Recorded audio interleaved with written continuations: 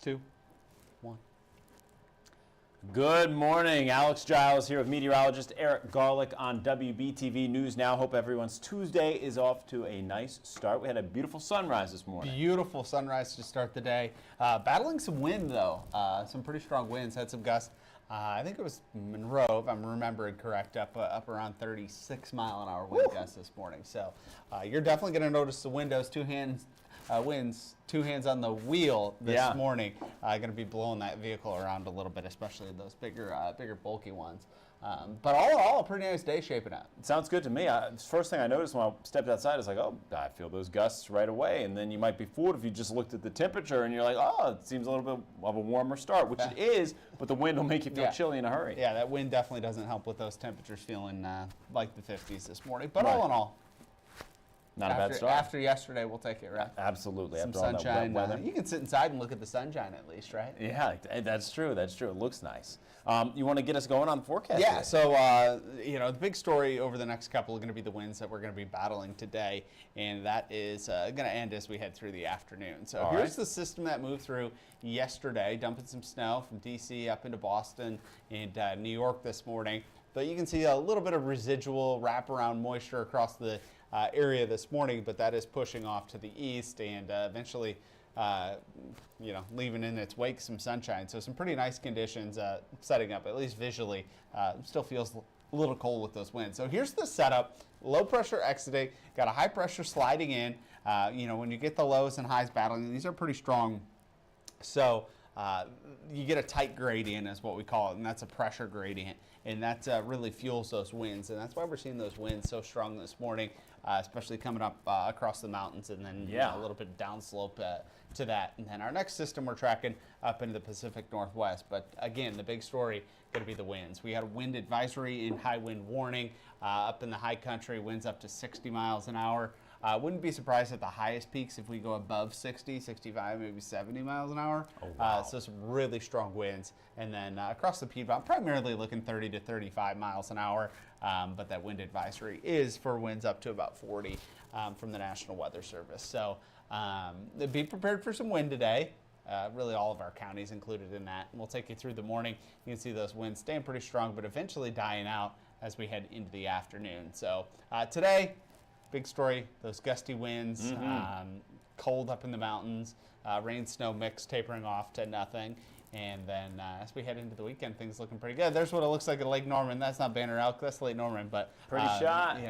Resort camps. But notice those trees in the top right-hand corner of your screen, and you can see those swaying pretty good. Absolutely. The winds really pushing those things around, going to be choppy. If you're heading up to the high country, picking up a little natural snow, forecast the next couple of days, showing those overnight lows down into the upper 20s and low 30s. Can make some snow when it's that cold. So ski season not over for them. Our 7-day forecast, again, Alex, trying to break this down. Not a whole lot going on. Wednesday, Thursday looking pretty good, 64 on Friday.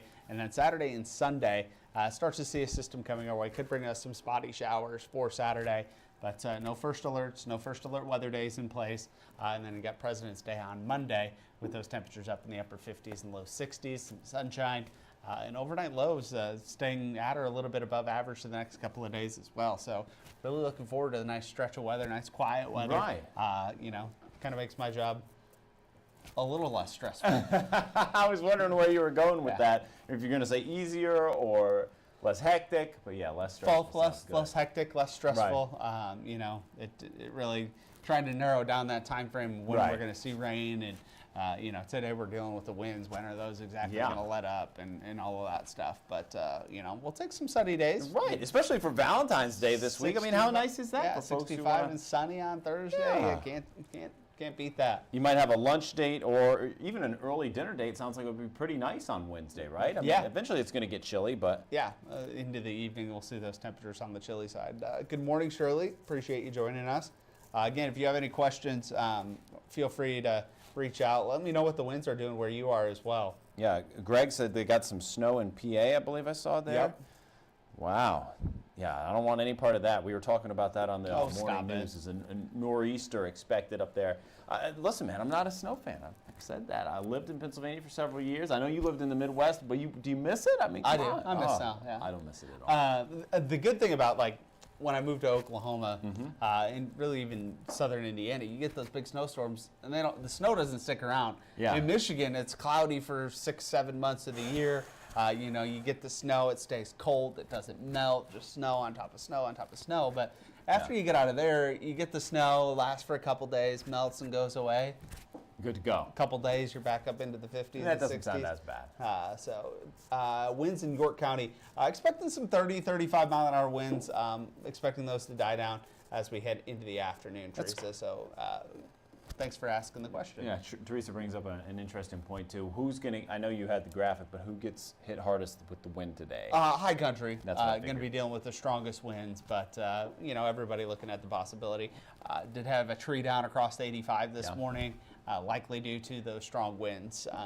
So a little bit of rain. Yep. It's been wet a couple months. Yep. It doesn't take much for those strong wind gusts to do that stuff. So Make sure you are careful if you are out and about. yeah. Question that we have up on WBTV's Facebook page right now. Folks have had time to think about it. What do you think the best Super Bowl halftime show ever was? Obviously, we had Usher at Super Bowl 58, which all of you watched right here on WBTV. I thought that was a very good performance, but we are asking, what do you think the best halftime show of all time has been at the Super Bowl? Eric, do you have a pick? It's like trying to pick your favorite child, There have been a lot that have been really, really good, right? Yeah, I really liked Usher's. I really liked Usher's too. It's hard to wrap your mind around how many songs and how many hits Usher had. I know. I mean, it was like 10 or 15 seconds of each song, and he's on to the next one, and he did that for 15 minutes, and it was like, yeah. Wish I could have heard more, but I thought it was good, very well produced, entertaining. I felt the same way. I thought he did a fantastic job. Rihanna last year was pretty good as well. What was it? I think was it Shakira and J-Lo together? I think so, yeah. A couple years ago. That was very Eminem was good. good. Prince, I mean, Yeah.